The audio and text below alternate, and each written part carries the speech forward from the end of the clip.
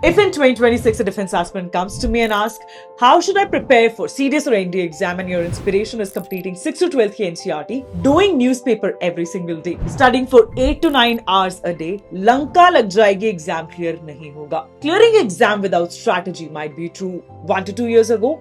Things are getting hard each and every day, not because of UPSC, but because of the flooded resources and you acting like bhed and bakri following it, and result paper में कुछ याद नहीं रहता. First mover start preparation with जोश कि सब पढ़ लेंगे एंड जोश में सिर्फ होश खोते हैं, टॉपर्स नहीं बनते. Second mover start with FOMO with no fixed resources, जो हर कोई फॉलो कर रहा है ना, मुझे भी करना चाहिए. Third movers start with strategy, decluttering all the kachra and studying only what comes in the exam. And these 1% finally become the toppers. Hi guys, I'm Vishali, All India Rank 26 in CDS 2018, TEDx speaker and maker of LMR. Those 20 pages के notes which leaked CDS 1 2026 का paper, 55 question came from this. जहाँ CDS GS में बच्चों की 20 mark की sectional cut off clear नहीं होती. And students had to say this.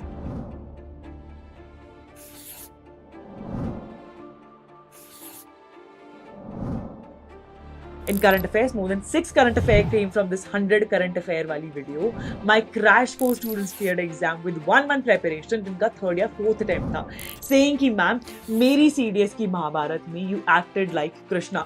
And आज सिर्फ bad students क्यों यार? Every defense aspirant deserves a Krishna. If CDS is Mahabharat and you are Arjun, और इस चक्रव्यूह में तुम फंसे हो ना कि प्रिपेयर कैसे करें, I'll be your guide, your friend Krishna. Pen copy लेके बैठ जाओ, एक एक चीज बुक खोल के समझाऊंगी, मेरी 7 साल की मेहनत आपके सामने शेयर करूंगी, a strategy that every topper follows, पर बताता कोई नहीं है. As Krishna, I will give you 4 arrows to help you clear this exam. The first one is Pareto's rule, limiting down resources. 6 से 12 की NCERT नहीं पढ़नी यार. Which important topics are there वो भी समझाऊंगी. Second is Hermann forgetting curve.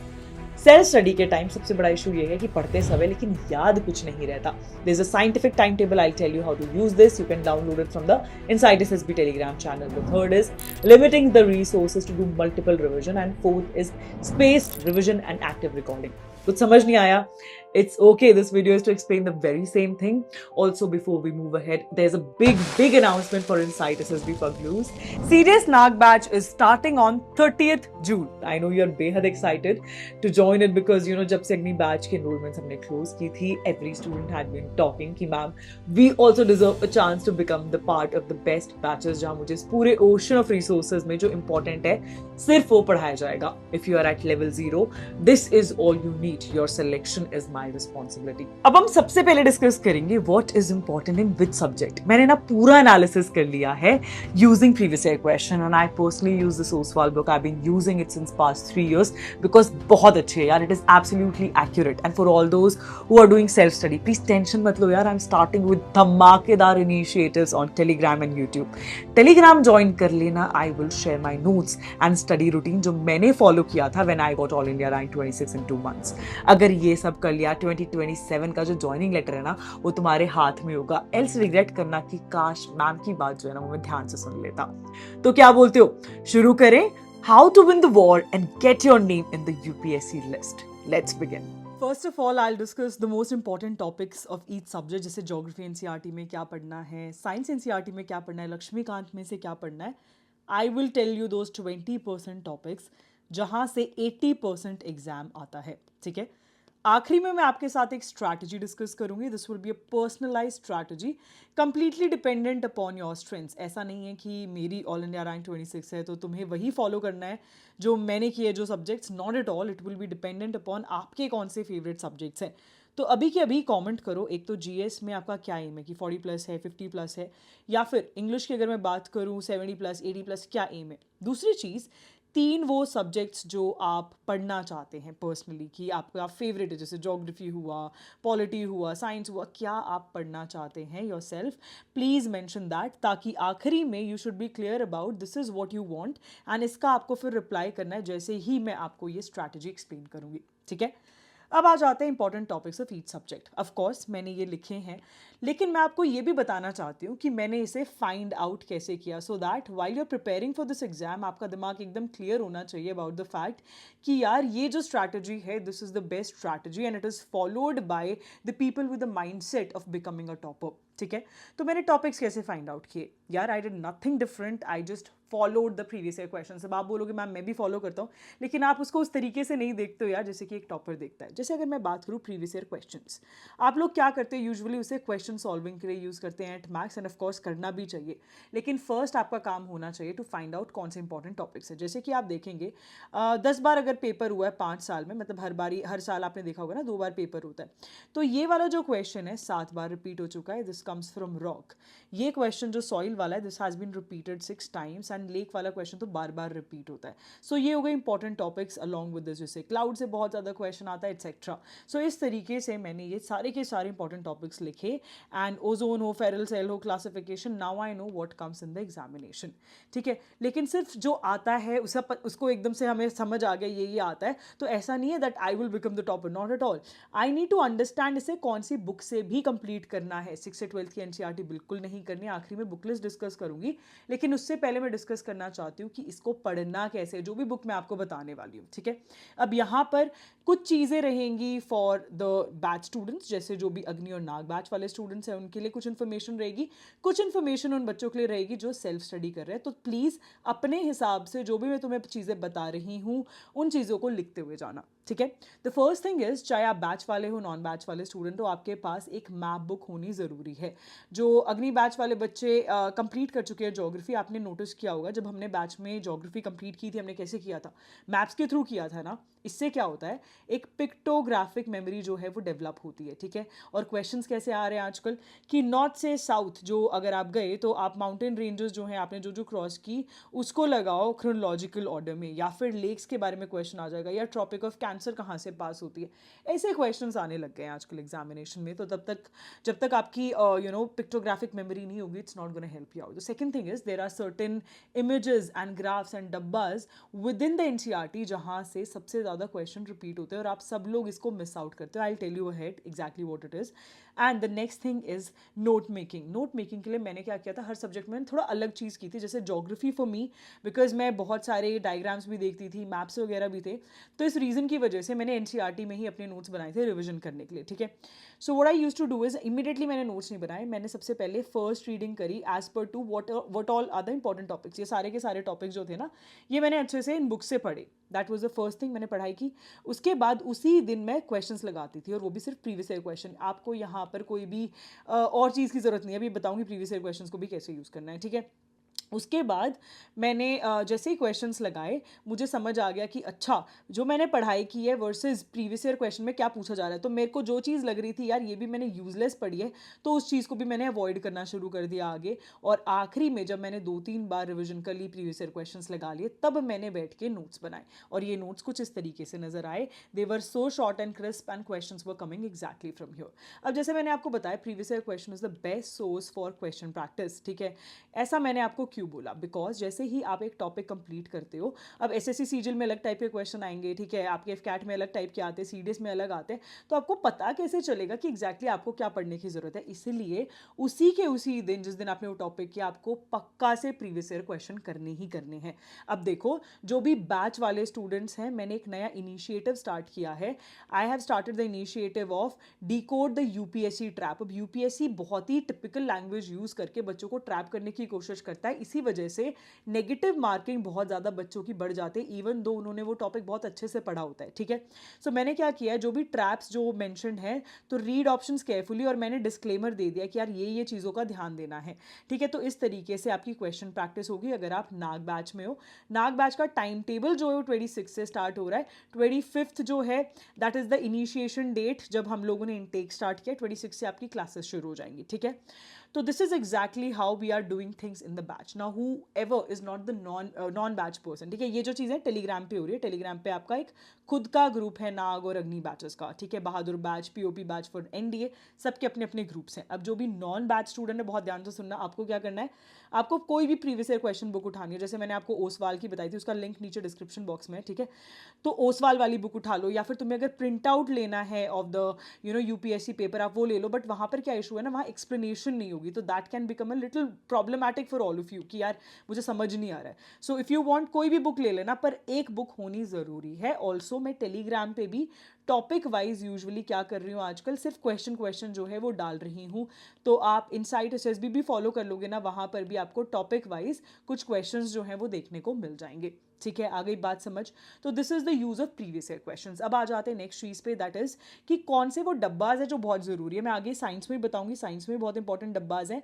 बल्कि science क्या, science और geography, I say both of these I guess इसमें ऑलमोस्ट 50% जो क्वेश्चन पेपर डेवलप होता है इन डब्बों से ही डेवलप होता है। ठीक है, तो ये जो टॉपिक एटलीस्ट 6 बार रिपीट हो चुका है एग्जाम में। ठीक है, इतने इंपॉर्टेंट है, सैडल पीक कई बार आ चुका है एग्जाम में, राइट।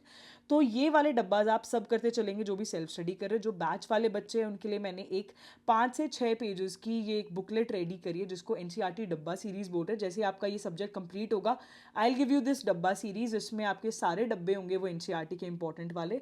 साथ साथ जो चीज़ मुझे इंपॉर्टेंट लगी वो भी चीज़ मैंने मेंशन कर दिया। This will help you out a lot. ठीक है, तो अब हम तुम्हें सब कुछ समझ आ गया है कि कौन कौन से इंपॉर्टेंट टॉपिक्स हैं, क्या है। इन केस आपको टॉपिक लिस्ट फाइंड आउट करने में खुद से दिक्कत हो रही है, you can do one more very very important thing in here, that is आप जो नाग बैच है ना इनसाइट एसएसबी का, इनसाइट एसएसबी आप क्या करोगे, डाउनलोड करोगे फ्रॉम क्या कहते हैं, नीचे डिस्क्रिप्शन बॉक्स पे ना उसका लिंक है। ठीक है, उसको डाउनलोड जैसे ही करोगे तो नाग बैच को ओपन करना और इसमें आप हर टॉपिक को देख सकते हो, ज्योग्राफी हो, साइंस हो, इकोनॉमिक्स हो, कौन कौन से इंपॉर्टेंट टॉपिक्स कवर कर रखे हैं। सिर्फ उन टॉपिक्स को अच्छे से कर लेना। और जो भी बैच वाले बच्चे, तुम्हें टेंशन लेने की जरूरत नहीं है।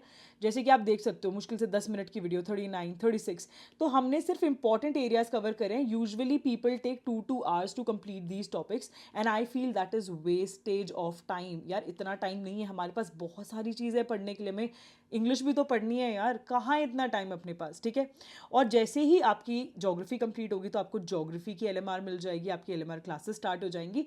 एंड आई एश्योर यू, जैसे ये मैसेज आया ना कि मैम फर्स्ट अटेम्प्ट में क्वालिफाई हो गया, I assure you, you will write the very same thing. ठीक है, और ये जो एलएमआर्स है ना, they have been record breaker, you all know about it. मैंने टेलीग्राम पे भी मैसेज डाला था कि डायरेक्टली 55 क्वेश्चंस जो हैं आपके सीडीएस में इस एलएमआर से आए हैं और इंग्लिश एलएमआर से आए हैं total 68 question. Big big deal. जब मैंने रील डाली थी ना on Instagram about the number of questions that came from this particular LMR, everyone was like कि मैम हमने ये एलएमआर करी है और हमें इतना फ़ायदा हुआ। So I can assure you one thing, अगर हम स्टार्टिंग से ही प्रेपरेशन कर रहे हैं साथ में, बी दैट नाग और अग्नि batch, it will help you so much in knowing and studying only what comes in exam. जहाँ बच्चों को 6-7 महीने लगते हैं एग्जाम क्लियर करने में, तुम 2 महीने में एग्जाम क्लियर कर लोगे। ठीक है, अब आती है बारी कि यार क्या पढ़ना है। देखो तुम्हें सारी के सारे एनसीईआरटी पढ़ने की जरूरत नहीं है 6 to 12। तुम्हें क्या पढ़नी है, तुम्हें ये 2 एनसीईआरटी होनी चाहिए, तुम्हारी प्राइम एनसीईआरटी जहाँ से 100% एग्जाम में क्वेश्चंस रिपीट होंगे। और ये वाले जो आपकी 2 एनसीईआरटीज़ हैं, आई फील इसमें हार्डली 25% टॉपिक्स इंपॉर्टेंट है, ज़्यादा इंपॉर्टेंट टॉपिक्स इसमें है नहीं इतने। ठीक है, so as per to me the should be the areas जो आपको पढ़ने चाहिए। सिर्फ ये 4 एनसीईआरटी, और इसमें तो बहुत कम टाइम यूज़ होगा, इसमें कंपैरेटिवली थोड़ा ज़्यादा यूज़ होगा, लेकिन ये भी कवर टू कवर नहीं करनी है। सिर्फ वो करना है जो 100% एग्जाम में आ रहे हैं टॉपिक्स, जो मैंने आपको आगे मेंशन करके बताए हैं। ठीक है, अब आ जाते हैं नेक्स्ट चीज़ पे, दैट इज साइंस। यार साइंस में आपको सिर्फ 2 एनसीईआरटी करनी है। The first one is your 9th NCERT and the second one is your 10th NCERT. Along with this जो भी बैच वाले बच्चे हैं वो सीडीएस की जो एलएमआर है वो साथ साथ करते चलेंगे, बिकॉज साइंस के 80% topics as it is LMR से ही रिपीट होने हैं। ठीक है, अब मैंने ये कैसे निकाले जो भी इंपॉर्टेंट टॉपिक लिस्ट, आप ध्यान से देखना। As per to the previous year question, I found out कि केमिकल रिएक्शन जो है उसमें कैरेक्टरिस्टिक्स से बहुत ज़्यादा क्वेश्चन आते हैं, फिर टाइप ऑफ रिएक्शन से आ जाता है। ठीक है, या फिर क्वेश्चन अगर यहाँ पे मैं एक्सट्रैक्शन वगैरह की बात करूँ, मेटल और नॉन मेटल से बहुत ज़्यादा आता है कि रोस्टिंग है या फिर कैल्सिनेशन है। Talking about acid based salt, इसमें जो सबसे इंपॉर्टेंट है दैट इज कि जो भी एसिड्स है, टैमरिंड या फिर नेटल जिंक, इसका ना एक प्रॉपर टेबल है जो मैंने आपको बताया ना, डब्बाज are there in the NCERT, तो उस डब्बे से डायरेक्टली क्वेश्चन एग्जाम में आता है। ठीक है, फिर आ जाते हैं हम लोग कंट्रोल एंड कोऑर्डिनेशन। यहाँ पे अगर आप देखेंगे सबसे ज़्यादा इंपॉर्टेंट क्वेश्चन जो डेवलप होता है प्लांट हार्मोन में से आता ही आता है। फिर होमोलोगस और analogous organ, very very important area. ठीक है, सेक्स डिटर्मिनेशन, यहाँ से क्वेश्चन बहुत ज़्यादा रिपीट होता है। So these are the most important topics that I found out while I was studying through all the important areas through the previous year questions. अब हम जल्दी से ना सब्जेक्ट वाइज डिस्कस कर लेते हैं, जैसे क्वेश्चंस कहाँ से आते हैं। अगर मैं फिजिक्स की तुमसे बात करूँ तो लाइट वाला जो चैप्टर है, लाइट वाले चैप्टर में ये सारे इंपॉर्टेंट टॉपिक्स हैं। इलेक्ट्रिसिटी की अगर मैं बात करूँ तो ये सारे इंपॉर्टेंट टॉपिक्स हैं जो तुम्हें करने हैं। ये वाले जो टॉपिक हैं ये तुम्हारे ग्रेविटेशन वाले हैं, ठीक है। फिर आते हैं magnetic effect of electric current, उसमें ये वाले सारे इंपॉर्टेंट टॉपिक्स हैं, ठीक है। मोशन वाला जो आपका चैप्टर है, एक्सेलरेशन ग्राफ, इक्वेशंस वाले बहुत ज़्यादा क्वेश्चन आते हैं एज इट इज़, ठीक है।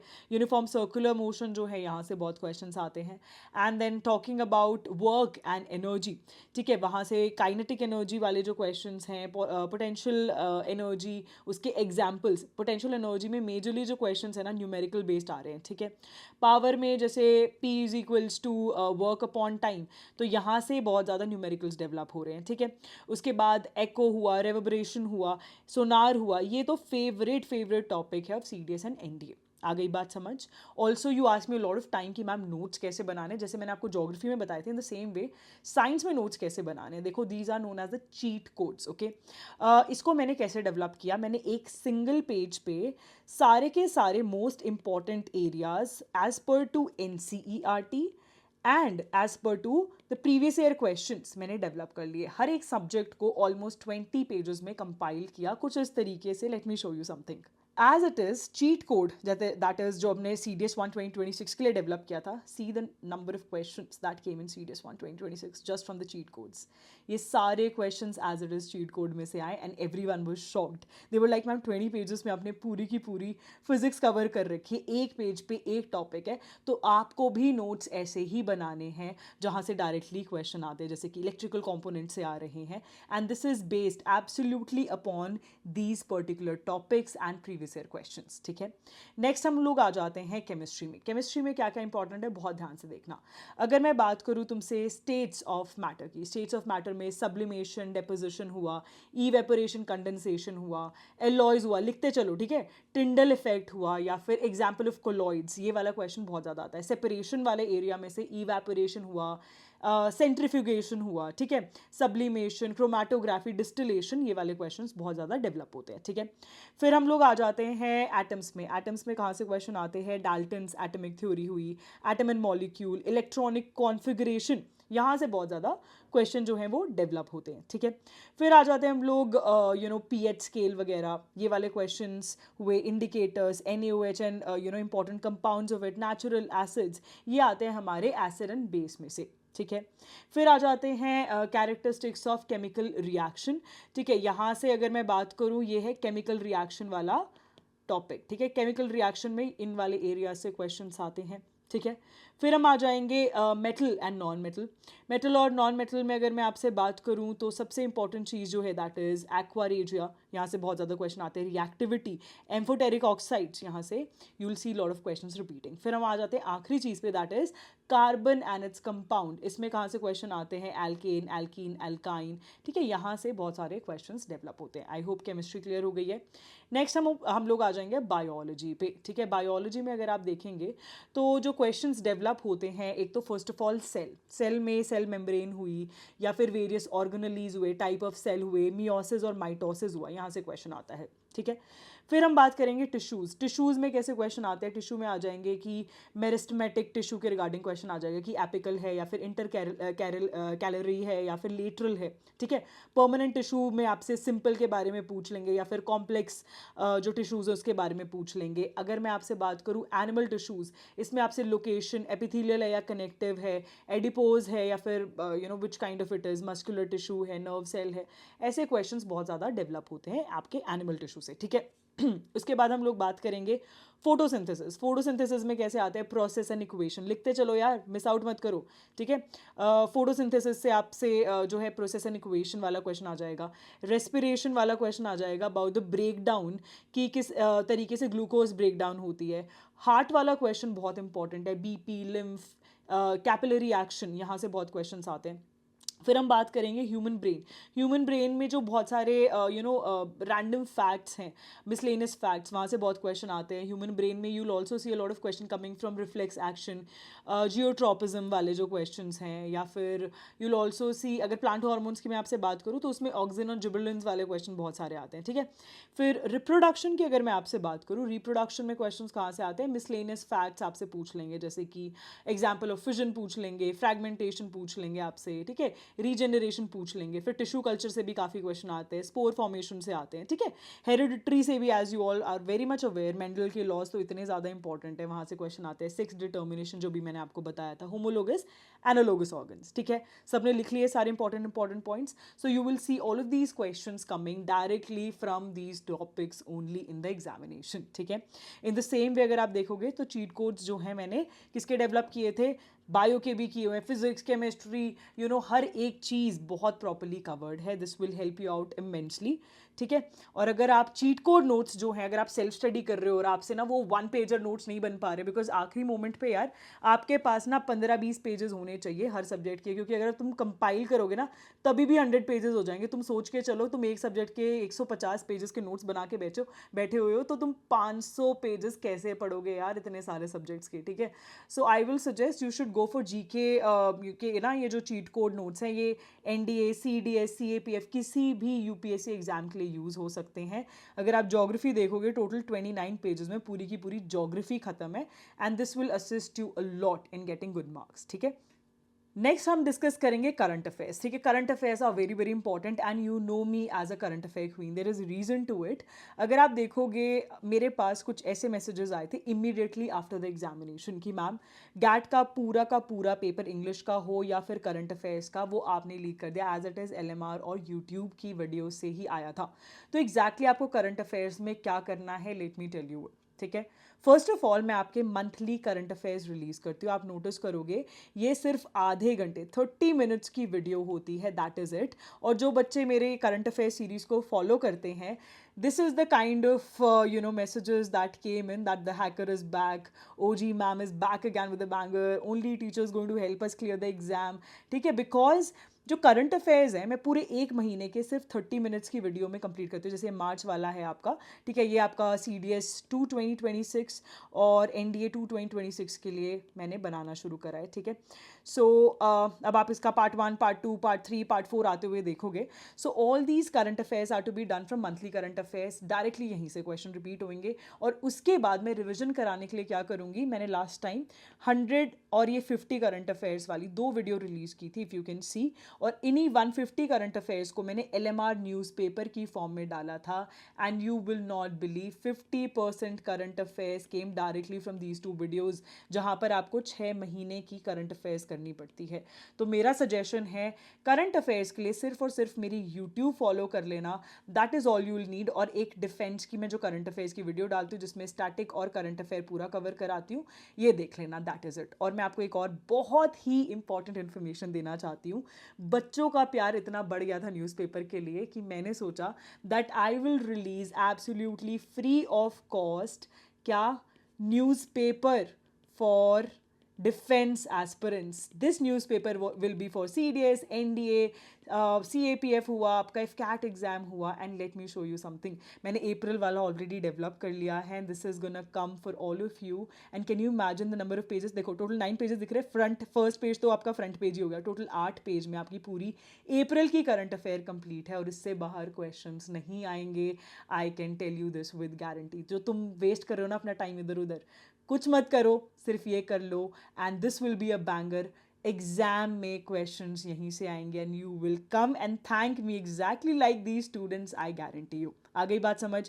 करंट अफेयर हो गए क्लियर तुम सबको। न्यूज़पेपर मत पढ़ना बिल्कुल भी। न्यूज़पेपर तुम अपने SSB प्रेपरेशन के लिए, ग्रुप डिस्कशन एक्सेट्रा के लिए पढ़ रहे हो तो पढ़ लो, लेकिन तुम्हें न्यूज़पेपर जो अपना नॉर्मल अपना आता है ना, कि हिंदू पढ़ रहे हो, इंडियन एक्सप्रेस पढ़ रहे हो, ये तुम्हें बिल्कुल भी CDS NDA में हेल्पफुल नहीं रहेगा। बिकॉज हर रोज़ का न्यूज़पेपर के अगर तुम 2 पेजेस के भी नोट्स बना रहे हो तो तुम्हारे पास इतने नोट्स हो जाएंगे कि तुम करंट अफेयर्स में ही पागल हो जाओगे आखिरी तक, और तुम्हें पता भी नहीं कि एग्जैक्टली क्वेश्चंस क्या पूछे जाते हैं। So these are the all the important topics that I will be covering, जैसे कि जितने भी मिसाइल्स या फिर स्पेस मिशंस हैं, नेशनल स्कीम्स हैं, समिट्स हो रहे हैं, डिफेंस की जो न्यूज़ है, स्पोर्ट्स इवेंट्स हैं, अगर कोई भी, all of these things I will be covering covering for all of you. आ गई बात समझ।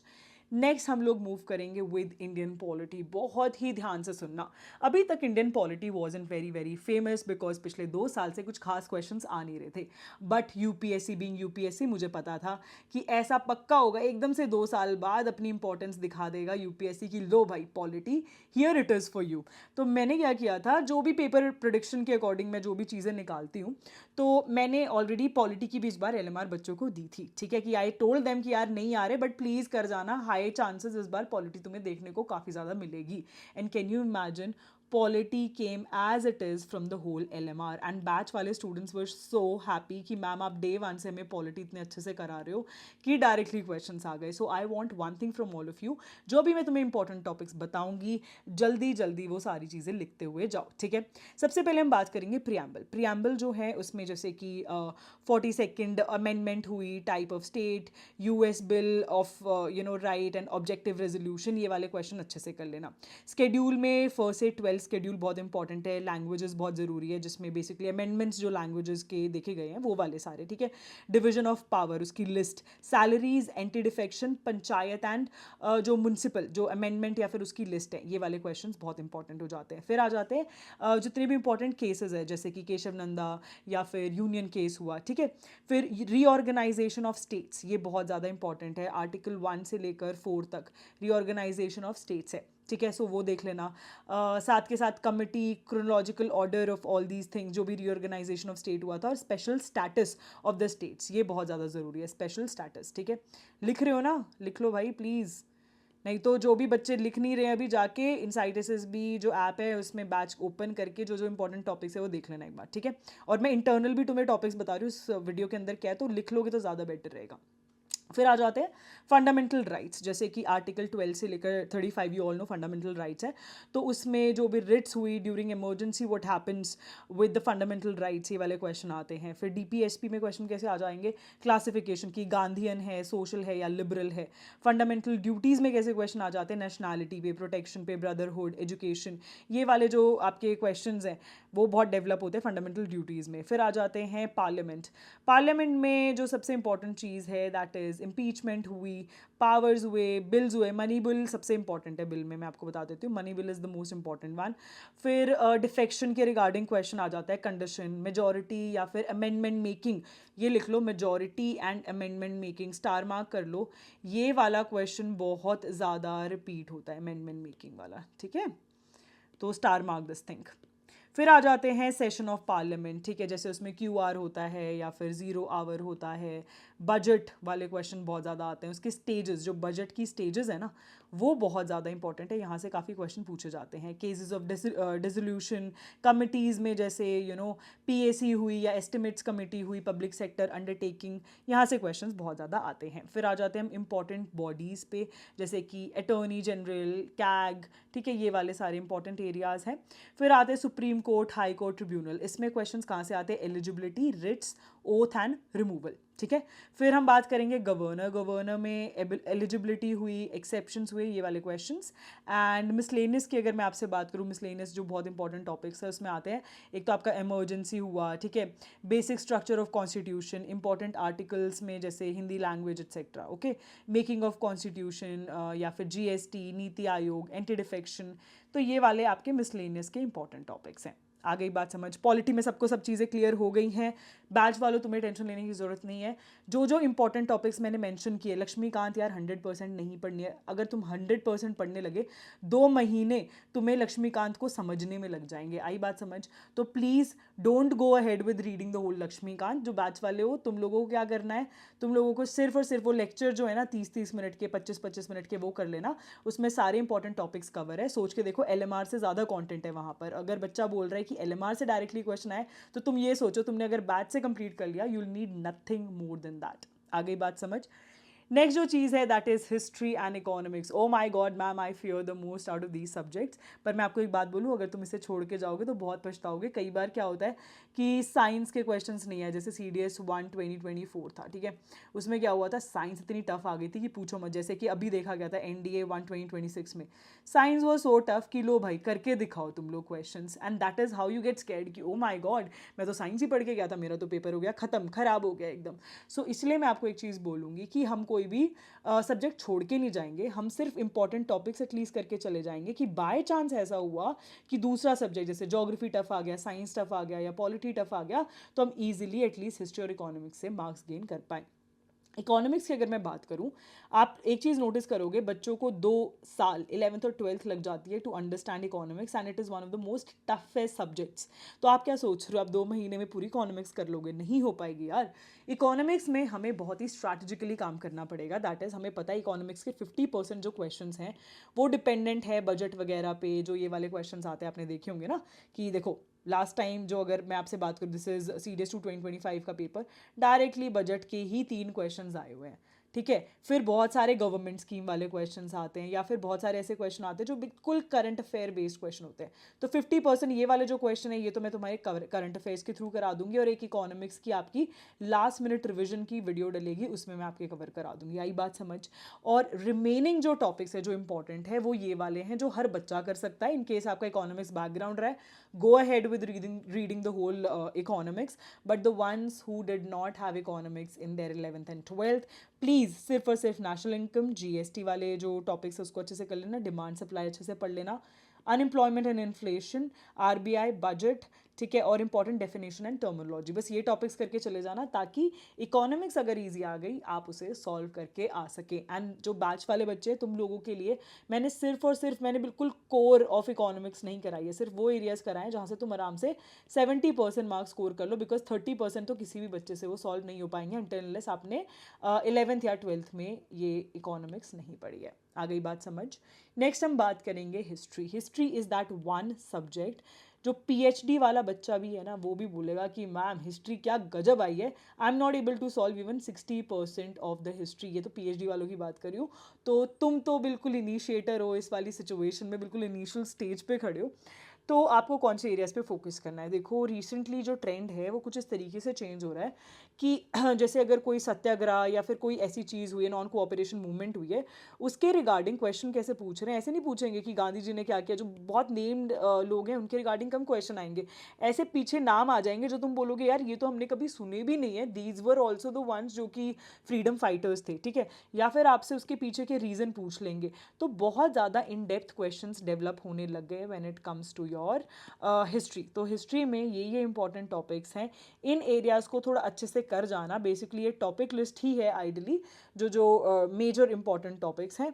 मेरा सजेशन है मॉडर्न हिस्ट्री पे भी थोड़ा सा ज़्यादा ध्यान देना। आई सॉ कि काफ़ी ज़्यादा ट्रेंड चेंज हो रहा है, और इस बार CAPF का जैसे ही पेपर होगा हमें थोड़ा और आइडिया लग जाएगा कि UPSC किस टाइप का एग्ज़ाम प्लान कर रही है। आई बात समझ?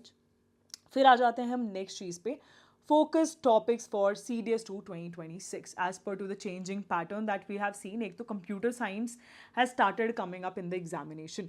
Do you want me to develop an LMR for your computer science का पेपर? ये जल्दी से बताओ मुझे। Do you want me to develop a computer science LMR? वैसे मैंने लास्ट टाइम भी डेवलप की थी, but it was only for the batch students. अगर आप चाहते हो कि मैं नॉन बैच स्टूडेंट्स को भी लास्ट वीक में दूँ, तो जल्दी से एक बार कॉमेंट कर दो कि मैम प्लीज़ हमें भी कंप्यूटर साइंस के LMR आप दे दो, ठीक है। दूसरी चीज़ जो है that is government schemes are getting very prominent in the examination, as you can see in here. Government scheme के बहुत ज़्यादा क्वेश्चन आ रहे हैं। NEP 2020 has become very famous, यहाँ से क्वेश्चन आपको देखने को मिलेंगे। साथ के साथ जो भी कंट्री आजकल न्यूज़ में रह रही है, जैसे कि आपको पता है कि यूक्रेन वाला वॉर या फिर ईरान वाला, you should be very careful about these areas. वहाँ से जैसे स्टेट ऑफ हॉर्मुज़ हुआ एट्सेट्रा, ये वाले क्वेश्चन आएंगे। तो मिडल ईस्ट की अगर मैं आपसे बात करूँ, अच्छे से मैप पे बैठ के एक एक चीज़ देख लेना, this will assist you a lot. उसके बाद हम बात करेंगे census. As you all know, census के बारे में आए दिन न्यूज़पेपर में नई नई चीज़ें आ रही हैं। Be ready to see lot of questions coming up in the examination from census, ठीक है। तो ये हमारे फोकस टॉपिक्स रहेंगे। फोकस टॉपिक्स वो होते हैं जो कि कोई ज़्यादा ऐसे रिलेटेड नहीं होते किसी सब्जेक्ट से, लेकिन आप आराम से यहाँ से 6 से 7 क्वेश्चंस कर सकते हो, और 6 से 7 क्वेश्चन अपने आप में एक बहुत बड़ा नंबर होता है, ठीक है। नाउ बिफोर डिस्कसिंग इंग्लिश, अगर तुम्हें लग रहा है ना कि मैम मैंने तो पिछले 3-4 महीने बर्बाद कर दिए, मुझे पता ही नहीं था ऐसे पढ़ना है, and I really want to join नाग बैच या फिर एनडीए का पीयूपी batch, I will say you can of course join it. Inside SSB app जो है उसका जो लिंक है नीचे डिस्क्रिप्शन बॉक्स में है, डाउनलोड करके यू कैन जॉइन। और ऐसा नहीं है यार सिर्फ सीडीएस 1 2026 और एनडीए 1 2026 का ऐसा रिजल्ट था, every single time inside SSB gives amazing result. ये तुम सीडीएस 1 2025 का ही देख लो यार, cleared ma'am, cleared ma'am, cleared ma'am, cleared ma'am. This is the kind of content that we produce, and I assure you one thing, that you will clear the exam 100% by studying only what comes in exam. सिर्फ वो 20% topics जहाँ से 80% paper जो है वो develop होता है। अब अगर मैं इंग्लिश की बात करूँ, प्रायोरिटी ए और प्रायोरिटी बी वाले क्वेश्चंस जो हैं, मतलब जिस पे आपको ज़्यादा ध्यान देना है, थोड़ा कम ध्यान देना है, उसके बेसिस पे ऑफकोर्स मैंने आपको चीज़ें बता दी हैं, यहाँ पर मेंशन कर दी है। लेकिन इंग्लिश की एक अलग से ही वीडियो बनानी पड़ेगी मुझे, अगर मुझे आपको हर एक चीज़ एक्सप्लेन करनी है जैसे मैंने जीएस के लिए की है। और आप लोगों को क्यों उस वीडियो के रिगार्डिंग एक मैसेज ड्रॉप करना चाहिए कमेंट में कि मैम प्लीज़ वो वीडियो बना दो, तो let me show you why. Last time, मतलब यूजुअली ना इंग्लिश का हम ज़्यादा कंटेंट डालते नहीं है यूट्यूब पे, because we keep it specific to the batch students, we want just them to study what comes in exam, because बहुत हाई क्वालिटी कंटेंट है। तो लास्ट टाइम मैंने क्या किया, मैंने बोला यार कोई बात नहीं, एक काम करते हैं, इस बार यूट्यूब वाले बच्चों के लिए भी डाल देते हैं। And can you imagine what happened, ये एक सिंगल वीडियो थी 1-1.5 घंटे की, डायरेक्टली एक एक क्वेश्चन होमोनिम का यहाँ से आया। ये आपकी जो इंग्लिश रूल्स वाली वीडियो है, 80% question came from here, and everyone was saying this thing कि ma'am English was ditto same from vocabulary वाली जो वीडियो थी आपने यूट्यूब पे डाली थी। सोच के देखो, दिस हाई क्वालिटी कंटेंट की 68 क्वेश्चंस डायरेक्टली इन 4 वीडियो से और इनसाइट एसएसबी की लास्ट मिनट रिवीजन मॉड्यूल से आए। This is the quality content, that's why you should ask कि ma'am how exactly we need to study for English, कैसे आप predict कर पाते हो, बिकॉज मैं तो पूरी डिक्शनरी लेके बैठ जाता हूँ इंग्लिश के लिए, मुझे समझ नहीं आता। Also in case you want to join English batch और तुम्हें लग रहा है कि यार बिल्कुल एंड मोमेंट चल रहा है, I want to study only what comes in the exam, you can join English batch as well. And this is the kind of review that has come कि ma'am English paper was banger. जो ma'am ने live session में करवाया था ना, as it is वही सारे similar words and topics आए थे। और हम ज़्यादा नहीं रखते यार, हर टॉपिक की मुश्किल से 2 लाइव क्लासेस होती है if you see in general, ठीक है, because of course working professional है बहुत सारे। एंड ये इंग्लिश का कंटेंट आपको बैच में मिलता है। ये वाला जो ऑपरेशन सीरीज़ है, अगर आप चाहते हो तो मैं टेलीग्राम वाले स्टूडेंट्स के लिए भी स्टार्ट कर सकती हूँ, जल्दी से एक बार नीचे कमेंट कर दो, ठीक है। फिर आ जाते हैं टेलीग्राम। तो टेलीग्राम पे 26 जून से चीज़ें स्टार्ट होने वाली हैं, तो please come and join the Telegram channel. मैं आपको एक प्रॉपर टाइम टेबल दूंगी, फिर मैं आपको नोट्स दूंगी, this is for all the ones who are doing self study. और उसके बाद हम देंगे DIY। What is this DIY, हर बच्चा करके ये क्यों देता है। बेसिकली क्या होता है, जैसे आपने टॉपिक पढ़ा तो आप रिविजन कैसे करते हो, आप रिविजन करते हो बुक उठा के आपने सब कुछ पढ़ लिया, लेकिन no, revision is not to be done like this. आपको करनी चाहिए active recalling. What is active recalling, इसका मतलब होता है कि जैसे ही आपने कोई टॉपिक पढ़ा तो उसके कुछ क्वेश्चंस बना लो और अपने आप से वो क्वेश्चन पूछो। अब जो भी टॉपिक आपका वीक होगा आप वो क्वेश्चन सॉल्व नहीं कर पाओगे, और जो चीज़ आप मिस्टेक करते हो आपको ज़्यादा याद रहती है, that is known as active recalling. Previous year questions भी आपको कराए जाएंगे on the Telegram channel, so please make sure 26 जून से आप लोग ज्वाइन कर लो। यूट्यूब पे भी बहुत अमेजिंग वीडियोज़ आ रही है, पॉलिटी की तो एक ऑलरेडी मैं वीडियो अपलोड कर चुकी हूँ, जोग्राफी और साइंस की अब अपलोड करेंगे। आ गई बात समझ। Now I hope you understand what exactly is the strategy. तुम्हें साथ साथ सब बताती भी चली हूँ कि पढ़ना कैसे, अपनी स्ट्रेंथ्स के बेसिस पे पढ़ना है, PhD नहीं करनी है, इंपॉर्टेंट टॉपिक्स करो, प्रीवियस ईयर क्वेश्चन प्रैक्टिस करो, ठीक है, एक्टिव रिकॉलिंग पे ज़्यादा ध्यान दो, 20% टॉपिक्स करो, यही एक स्ट्रैटेजी है। अब आते हैं जो आपने कॉमेंट ड्रॉप किया था उसके रिगार्डिंग एक बहुत ही इंपॉर्टेंट न्यूज़, ठीक है। आई नो आप लोग शायद जानते होंगे अब तक तो कि इकोनॉमिक्स और हिस्ट्री जो है ज़्यादा हाई वैल्यू सब्जेक्ट्स नहीं है, यहाँ से ज़्यादा क्वेश्चंस नहीं आते हैं, आते भी हैं तो बहुत टफ आते हैं। साइंस, पॉलिटी और ज्योग्राफी हाई वैल्यू सब्जेक्ट्स हैं। तो इन केस आपने जो 3 सब्जेक्ट्स मेंशन किए थे, उन 3 सब्जेक्ट्स में से अगर आपने ज़्यादा ये वाले सब्जेक्ट्स मार्क किए तो वेल एंड गुड, बहुत अच्छी बात है। लेकिन अगर आपने 2 सब्जेक्ट ये मेंशन किया और कोई भी एक सब्जेक्ट ये मेंशन किया है, तो let me tell you, you need to change the strategy. आपको वापस से कमेंट बैक करना पड़ेगा and you need to mention कि मैम मैं ना ये 3 सब्जेक्ट्स प्लान करने का सोच रहा हूँ या सोच रही हूँ as per to the CDS या फिर NDA पॉइंट ऑफ व्यू। आ गई बात समझ। और दूसरी चीज़ आती है मार्क्स कितने लेके आने। In case you are a girl you need to score at least 120, और लड़के अगर OTA के लिए प्रिपेयर कर रहे हैं 100 marks. This should be your aim, क्योंकि अगर आप थोड़ा बहुत भी नीचे लाए इससे मार्क्स तो आराम से एग्जाम क्वालिफाई कर लोगे। तो 70+40 अगर लड़के ला रहे हैं तो बहुत अच्छी मार्क्स हैं, और अगर 80+ ऑलमोस्ट 50 मार्क्स इन GS अगर आप इतने लेके आ रहे हैं as a girl, this is an amazing score. Of course आप ये एम बना के चलेंगे एंड इससे थोड़ा बहुत नीचे आ जाएं तो it is absolutely fine. And I hope this is now all clear to you. और अब मुझे एक छोटी सी गुरु दक्षिणा चाहिए तुमसे। आई होप मेरे टाइम पे भी कोई ऐसी बड़ी दीदी होती यार जो टेलीग्राम यूट्यूब पे मुझे इतनी मदद कर रही होती, तो hopefully I would have got all India rank 1 back in those days. लेकिन यार मैं मेडिकली अनफिट हुई थी and I couldn't join the service, but I am living my dreams through you. जब मैं तुम्हें देखती हूँ ना, तुम सक्सेसफुल हो रहे हो, तुम ऑल इंडिया रैंक लेके आ रहे हो, अपने मम्मी पापा के साथ मुझे फोटो भेजते हो पासिंग आउट परेड से कि मैम आई डिड इट, या that is the day when I feel all the मेहनत that I am doing for you gets accomplished. ठीक है, तो यार एक छोटी सी रिक्वेस्ट है कि बस अभी से शुरू हो जाओ और बहुत ज़्यादा मेहनत करो। ठीक है, मैं तुम्हारी मदद करूँगी, मैं तुम्हें एग्ज़ाम क्लियर कराऊँगी। आ जाओ यार टेलीग्राम और यूट्यूब पे, साथ में मिलके मेहनत करेंगे और उस यूपीएससी की लिस्ट में नाम लेके आएंगे। और जैसे ही 2027 में तुम्हारे हाथ में ज्वाइनिंग लेटर होगा ना, तुम मेरे घर आना यार, मैं तुम्हें अपने हाथों से खीर बना के खिलाऊंगी before you go and join the academy. This is your elder sister's promise to you. तो अभी के अभी कमेंट सेक्शन में लिखो, ma'am I will clear serious two 2026 or NDA to 2026, and I will get my name in that UPSC list. This is my promise to you, ma'am, and let's prepare for this exam and get our name in the list.